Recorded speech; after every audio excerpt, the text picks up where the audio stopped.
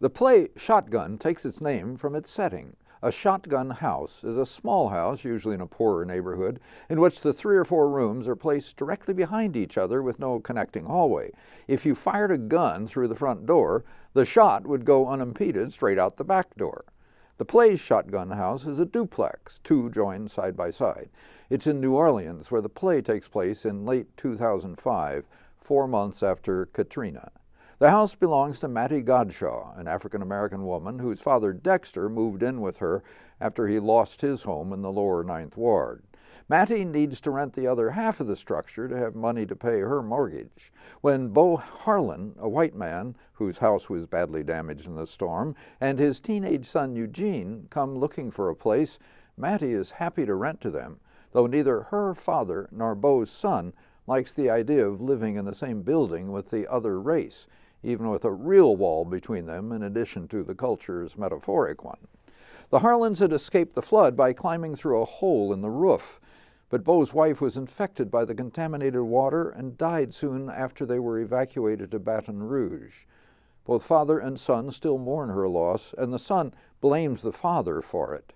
Add that to the usual strains between a father and a maturing son that predate even Freud's identification of them, and you have several tense scenes between these two. Bo is a carpenter working on reconstruction in the city, and Eugene wants him to get to work on repairing their own house. At least living there might give him some sense of connection with his mother. Their neighbors have suffered deaths too. Dexter has also lost his wife, and Mattie, as a teenager, had a child who died of sickle cell anemia.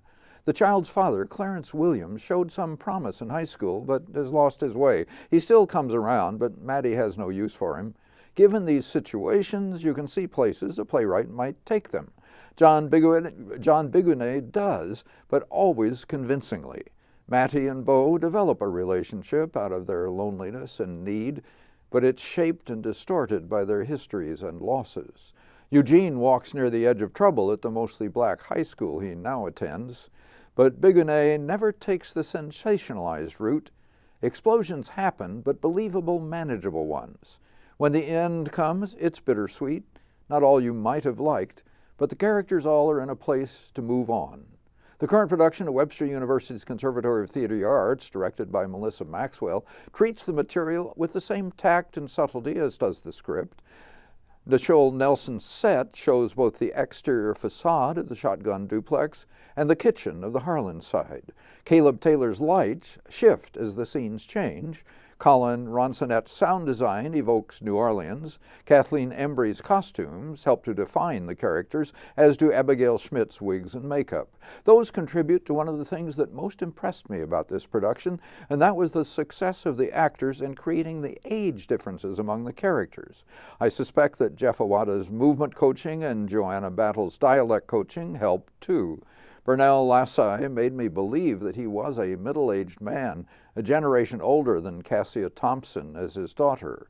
Mitchell Ferguson is Bo Harlan, father of Landon Tate Boyle's teenage Eugene. And Mike Andrews has the loose-limbed energy of Clarence Williams trying to convince everyone and himself that he is somebody. The ensemble work is splendid. I'm grateful to the Conservatory for finding this play and sharing it. Shotgun is the second play in playwright Begonet's trilogy about Katrina. I'm surprised that his work is not better known. This one is very fine. It really is, and as you say, it was a fabulous production. Yeah, very, very enjoyable, very good to see.